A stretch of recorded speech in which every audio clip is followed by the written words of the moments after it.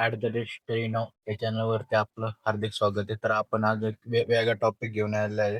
टॉपिकचं नाव आहे working capital requirement. Okay. तर या प्रॉब्लेमचे तुम्ही जे माझे मी मी तुम्हाला काय म्हणतात की फॉर्मॅट एक्सप्लेन केला होता. तर तुम्ही ते व्हिडिओ बघितले असेल, पण ते व्हिडिओ बघा, मग हे व्हिडिओ बघा. आणि हा मोस्ट ऑफ द प्रॉब्लेम हा तुमच्या पुस्तकामधलाच आहे. पण पुस्तकामधला प्रॉब्लेम असला तरी सेम प्रॉब्लेम पेपर याच्यात काही चेंज नसतं. म्हणून मी तोच प्रॉब्लेम घेतला आणि हा प्रॉब्लेम 1 ते 2 वेळेस फक्त ही जी अमाऊंट आहे लेवल रिक्वायरमेंट ही चेंज होऊन आणि ह्या ज्या रॉ मटेरियलच्या अमाऊंट त्या चेंज होऊनच येतात. तेवढंच चेंज होऊन तुम्हाला प्रॉब्लेम आलेला आहे. तर त्यामुळे मी हाच प्रॉब्लेम घेतलेला आहे आणि हा प्रॉब्लेम पण युनिव्हर्सिटीला आलेला आहे. तर आपण वन बाय वन स्टार्ट करूया. ओके. त्यांनी काय दिलंय की कंपनी XYZ इंजिनिअरिंग, त्यानंतर प्रिपेअर काय करायचंय तुम्हाला, statement working capital requirement prepare करायचे. त्यानंतर तुम्हाला युनिट दिले 1,56,000. त्यानंतर प्रोडक्शन, त्यानंतर तुम्हाला ही इन्फॉर्मेशन दिली की कन्सिडर करा असं तसं येते. ओके. त्यानंतर तुम्हाला काय दिले, रॉ मटेरियल दिले, लेबर दिले, ओव्हरहेड दिले, टोटल कॉस्ट दिली, प्रॉफिट दिले, सेलिंग प्राइस पर युनिट पण तुम्हाला दिलेली. ओके. तर वेळ न घालवता आपण या प्रॉब्लेम सोडायला चालू करूया. आता याच्यामध्ये ऍडिशनल इन्फॉर्मेशन तुम्हाला या ऍडजस्टमेंट आहे. आता हे adjustment me one by one problem solve करताना तुम्हाला एक्सप्लेन करतो. ओके. आता सांगून पण तुम्हाला कळणार, त्यामुळे प्रॉब्लेम सॉल्व्ह करताना एक्सप्लेन करतो. आता बघू शकता मी इथं लिहिलं in the books of XYZ engineering private limited. इथं लिहायचं होतं, नाही लिहिलेलं. नाही लिहिलं तरी चालतं, लिहिलं तरी चालतं. Statement showing working capital of requirement. Okay. त्याच्यानंतर इथं काय दिलंय, पर्टिक्युलर लिहिलंय. इथं मी वर्किंग नोट लिहिलेली, अमाऊंट. आता तुम्ही म्हणशाल 2 अमाऊंटचे कॉलम का लिहिले. मोस्ट ऑफ द टाइम कसं आहे की स्टुडंट चुकतात. स्टुडंट म्हणण्यापेक्षा आपण पण चुकतो की जी पहिली अमाऊंट आहे ती एका त्याच्यात लिहिली आणि नंतर परत बाहेर नाही लिहिली तर टोटल करताना amount most of the time चुकतात. तर त्याच्यामुळं मी 2 अमाऊंट केले. जी इनरला असते तीने टोटल करून बाहेर आउटरला लिहून टाकायची. ओके. तर आपण वेळ न घालवता पहिल्यांदा चालू करूया. आता याचा फॉर्मॅट तुम्ही बघितला नसेल तर आधी ते व्हिडिओ बघा, कारण त्या फॉर्मॅट नुसारच हा प्रॉब्लेम सॉल्व्ह केलेला आहे. त्या प्रॉब्लेम मध्ये काही असं रॉकेट सायन्स नाहीये. तुम्हाला प्रॉब्लेमच म्हणतोय. तुम्हाला फॉर्मॅट माहिती असेल तर तुम्हाला कसं सॉल्व्ह करायचं हे माहिती आहे. आता तुम्ही इंटरनलची व्हिडिओ बघितली नसेल तर आधी ती पण व्हिडिओ बघून घ्या. त्या पण व्हिडिओमध्ये मी हा प्रॉब्लेम आला होता असंच, तर मी तो पण एक्सप्लेन केलाय काय आणि काय नाही ते तुम्हाला अजून डीप मध्ये कळेल. ओके. तर तुम्हाला माहिती आहे की करंट असेट, आता करंट असेट दिलेलं आहे. करंट असेट मध्ये काय काय येतं, पहिल्यांदा रॉ मटेरियल घेतलं, बरोबर. आता रॉ मटेरियल घेण्यासाठी तुम्ही बघू शकता इथं काय दिले, requirement level of activity unit of 1,56,000. तर तुमचे युनिट आहे प्रोडक्शनचे, तर ते युनिट घेतले 1,56,000 रॉ मटेरियल, बरोबर. आता इंटू 90 कुठं आलं, 90 इथं दिलेलं आहे बघा, 90 इथं दिलेलं आहे ₹90. रॉ मटेरियलचं किती दिलंय, 90, बरोबर. हे 90 कळलं कुठं आलं. आता तुम्ही म्हणशाल 1/12 कुठं आलं, किधर से आया वो, हे देखो इधर से आया. पहिली ऍडजस्टमेंट दिलेली, raw material are in stock of average 1 month. Average काय केलं त्यांनी, 1 मंथ दिले. 1 काय केलं मी, 12 मंथ घेतले. आता 12 मंथ, आता तुम्ही कसं आहे की याच्यामध्ये तुम्ही 12 मंथ पण घेऊ शकता, 24 मंथ पण घेऊ शकतात, कारण ते ऍज्युम करायला लागतं. ऍज्युम कसं करायचं मी सांगतो. मी काय केलंय बघा, इथं आता मी याच्यात लिहिलेलं नाही कारण मी 12च मंथ घेतले. 24 घेतले तुम्ही तर ते ऍज्युम करायला लागतं. तर तुम्हाला इथं ऍडजस्टमेंट मध्ये लिहायला लागतं असं की raw material assume in month in 24 असं तुम्हाला ऍज्युम करून लिहून ठेवावं लागतं ते. ओके. इथपर्यंत तुम्हाला समजलं असेल. मी फक्त 12 घेतले म्हणून मी लिहून ठेवलेलं नाही. आता या दोघांचं कॅल्क्युलेशन केलं तर उत्तर येते 11,70,000, बरोबर. ते मी डायरेक्ट इनरला पण लिहिलं आणि लगेच आउटरला पण लिहून टाकलं. अरे बस गप्प.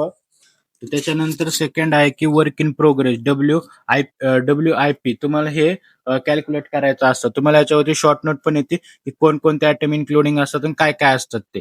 ओके. तर त्यानंतर पहिले त्याच्यामध्ये पण राव येतं रॉ मटेरियल. आता रॉ मटेरियल आलं तर रॉ मटेरियल किती आहे, युनिट किती तुम्ही घेतले, 1,56,000. 1,56,000 इंटू पर्सेंटेज किती घेतले तुम्ही, इथं रुपीज किती दिले त्यांनी, 90 दिलेले. ओके. तर 90 घेऊन टाकायचे, 90, बरोबर. आता नंतर हे 50 कुठं आलं, तर तुम्हाला सेकंड नंबरची ऍडजस्टमेंट दिलेली. ओके. सेकंड नंबरची ऍडजस्टमेंट काय म्हणजे material in process 50% on 50% complete on an week, average 2 week म्हणजे काय दिलं यांनी, की तुम्ही जे हे WIP मध्ये घेणार आहे ते सगळं 50% कॅल्क्युलेट, म्हणजे 50%नीच कॅल्क्युलेशन करा. आणि त्यानंतर काय दिले इथं, ॲव्हरेज इन 2 वीक. वीक काय केलंय आणि 2 वीक सगळ्यांना घ्या. तर बघू शकता मी इथं काय केलंय, पहिलं लिहिलंय assume work in progress raw material 50%, direct labour 50%, direct overhead 50%. मी हे काय केलंय, ॲज्युम केलं म्हणून मी इथं लिहून ठेवलं. ओके. त्याच्यानंतर त्यांनी दुसरं काय दिलंय, complete on and average in 2 week. Week मध्ये काय केलं त्यांनी, 2 वीक दिले. तर मी ते सेकंड नंबरला लिहिले and W work in progress assume week in 48 and 52. आता हे दोन असतात, जसे मंथ मध्ये 12 आणि 24 असतात, त्याच्यामध्ये 48 आणि 52 असतात. तर मी ॲज्युम किती केले यावेळेस, 48च केले. 52 केलंय का, नाही केलं. मी फक्त तुम्हाला ते समजावं म्हणून लिहून ठेवलेले. मी या प्रॉब्लेम मध्ये बघा सगळीकडे 48च घेतलेले. बरोबर. आता मग तुम्हाला कळलं 1,56,000 कुठनं आलं, जे तुमची प्रोडक्शन युनिट दिली ते तुम्हाला. नंतर 90 कुठनं आलं, रॉ मटेरियलचं पर्सेंटेज दिले ते. 50 कुठनं आलं, तर यांनी ॲज्युम करायला होतं डब्ल्यू इन प्रोसेस मध्ये जेवढं आहे ते 50%. 2/48 कुठनं आलं, तर तुम्हाला इथं दिले ॲव्हरेज वीक इन 2.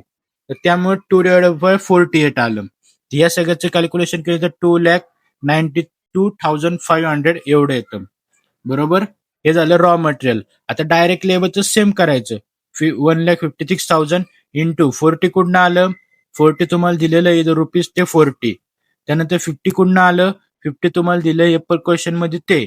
आणि 2/48 कुठनं आलं, जे 2 दिलंय ते. ओके. तर तुम्ही बघू शकता हे सगळं असं कॅल्क्युलेशन करायचं, तर उत्तर येतं याचं 1,30,000. ओके. तर त्यात सेम थर्डचं पण डायरेक्ट ओव्हरहेडचं कॅल्क्युलेशन करायचं. 1,56,000 इंटू 75 कुठनं आलं, रुपीज तुम्हाला दिले 75 ते. त्याच्यानंतर तुम्हाला 50% कुठनं आलं, 50% क्वेश्चन मध्ये दिले ते वर्क इन प्रोग्रेसला वापरा. 2/48 कुठनं आलं, 2 तुम्हाला दिले वीक मध्ये म्हणून ते घ्यायचं. ओके.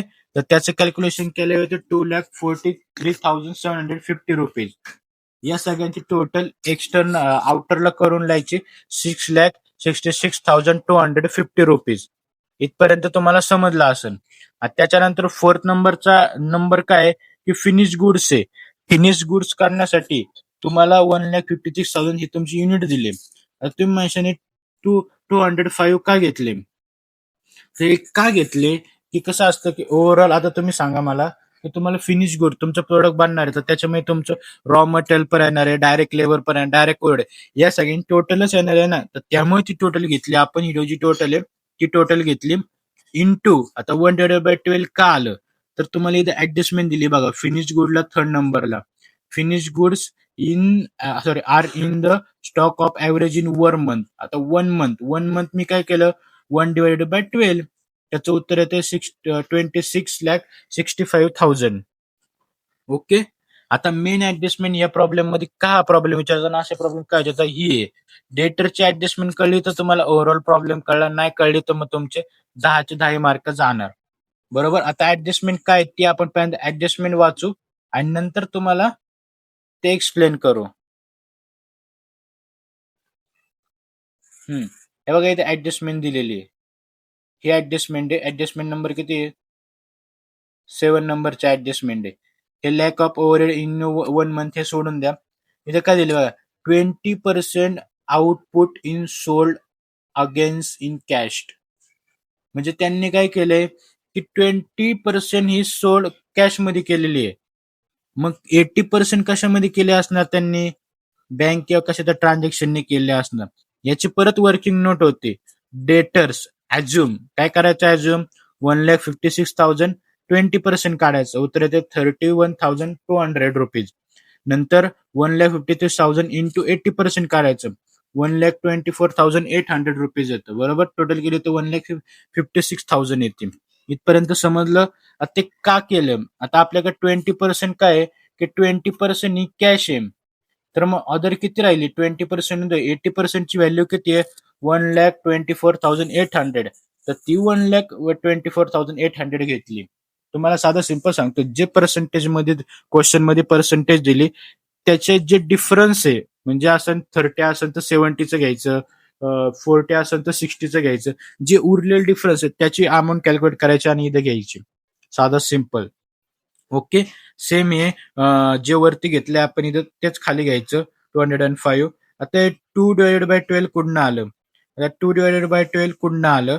तर तुम्हाला लॅक इन पिरियड डेटर्स बघा, डेटर्सला इथं दिली. तर काय time lag in period for debtors 2 months. 2 months म्हणजे 2/12 केलं तर उत्तर येतं 42,64,000. इथपर्यंत समजलं असेल. मेन म्हणजे याचं डेटरच डेटरचं बरोबर आलं तर ओव्हरऑल प्रॉब्लेम बरोबर आहे, नाही तर चुकलं तर ओव्हरऑल चुकणार. आणि मोस्ट ऑफ द टाइम असेच प्रॉब्लेम पेपरला विचारतात. आता 6 नंबरला काय कॅश आहे. आता कॅश कुठे आहे? Cash in bank rupees expected in 60,000. 60,000 मी लिहून टाकले. बरोबर. त्याच्यानंतर काय करायचं म्हणजे टोटल असेट ए, जे ह्या सगळ्या असेटची टोटल आहे, या सगळ्या अशी टोटल करायची. टोटल केल्यावर किती येते? 88,25,250 रुपीज याची टोटल आली. कशाची टोटल? ए ची टोटल आली. बरोबर. आता आपल्याला कॅल्क्युलेटिंग नंतर काय की करंट लायबिलिटी. तर बी प्रॉब्लेम काय? Current liability. आता करंट लायबिलिटी मध्ये काय काय येतं की क्रिएटर येतात. क्रिएटर सेम तुम्हाला युनिट किती दिले? 1,56,000. नंतर हे जे रॉ मटेरियल आहे ते पण क्रिएटरला घ्यायचं. क्रिएटरचं रॉ मटेरियल किती? 90 रुपीज 90 इंटू 1/12. आता 1/12 मध्ये क्रिएटर दिले. क्रिएटर 4 नंबरचे ऍडजस्टमेंट आहे by supplier in 1 month. 1 Manthani केलं तर उत्तर ते 1/12 केलं तर 11,70,000 रुपीज. आता आउटस्टँडिंग वेजेस आणि आउटस्टँडिंग ओव्हरहेड. आता आउटस्टँडिंग वेजेस म्हणजे काय करायचं माहितीये का? जे लेबर आहे ते वेजेस करायचं आणि ओव्हरहेड तर तुम्हाला माहिती आहे. म्हणजे ह्या दोन अमाऊंट आहे, त्या दोन अमाऊंट इथे लिहून टाकायचे. साधं सिंपल 1,56,000 इंटू. आता आउटस्टँडिंग वेजेस. आता आउटस्टँडिंग वेजेसला 1.5 घेतलेले. हे बघा इथे दिले. Lag in period in wages किती दिले? 1.5 वीक दिले त्यांनी. मग मी काय केलं? 1.5 इंटू 48. तर याचा आन्सर आलं 1,95,000. आणि सेम ओव्हरहेडचं त्यांनी दिलेलं आहे. हे बघा, lag in overhead period in 1 month. 1/12 केलं तर 9,75,000 उत्तर आलं. बरोबर. याची टोटल केली तर टोटल किती आली? 23,40,000 याची टोटल आली. कशाची? बी ची टोटल आली. आता तुम्हाला फाइंड आउट काय करायचंय? वर्किंग कॅपिटल फाइंड आउट करायचे. कधी पण हे वरल्या आणि ऍडजस्टमेंट खाल्ली जर ते ऐकून मी आधी ऍडजस्टमेंट लिहिले होते, नंतर हे लास्टला जागा नाही पडली म्हणून इथे लिहिलेले. ओके. तर तुम्हाला नेट वर्किंग कॅपिटल काढायचंय. इथं सीपी ए राहिलं इथं. कॅपिटल काढायचंय.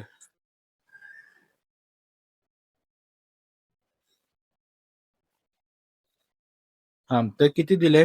आता कसं काढायचं? ए मायनस बी करायचं. Total asset minus total liability. Total asset किती आहे? 88,25,250 मायनस 23,40,000 रुपीज मायनस केलं तर आन्सर येतं 64,85,250. हे काय तुमचं झालं? वर्किंग नेट वर्किंग कॅपिटल झालं. बरोबर. त्यानंतर तुम्हाला काय करायचं असतं? 10% मार्जिन ऑफ कंटिजन्सी. दिलं तर घ्यायचं, नाही दिलं तर नाही घ्यायचं. ओके. तुमच्या इंटरनलच्या पेपरमध्ये 5% दिलं होतं वाटतं. ते 5%नी कोणत्या कॅल्क्युलेटर करायचं? नेट वर्किंग कॅपिटलच्या अमाऊंटवरती कॅल्क्युलेशन करायचं असतं. ओके. त्यानंतर लास्टला येते वर्किंग कॅपिटल रिक्वायरमेंट. किती आलं? 64,85,250 रुपीज. तर बघू शकता, एवढ्या इझी वे मध्ये मी हा प्रॉब्लेम एक्सप्लेन केला. आणि सेम तुमच्या एक्सटर्नलच्या पेपरला पण असाच प्रॉब्लेम आहे ना, त्यामुळे हा प्रॉब्लेम बघून जा, करून जा. कारण आणखी मला डेटरची ऍडजस्टमेंट 100% येणार म्हणजे येणारच. ही डेटरची ऍडजस्टमेंट नाही आली तर मग बोला. तर आपण भेटूया नेक्स्ट व्हिडिओमध्ये. व्हिडिओ आवडला असेल चॅनलला लाईक, शेअर आणि सबस्क्राईब करा. नक्की आपण याच्या अजून टॉपिकचे व्हिडिओ घेऊन येऊ. तर भेटूया नेक्स्ट व्हिडिओमध्ये. तोपर्यंत बाय बाय.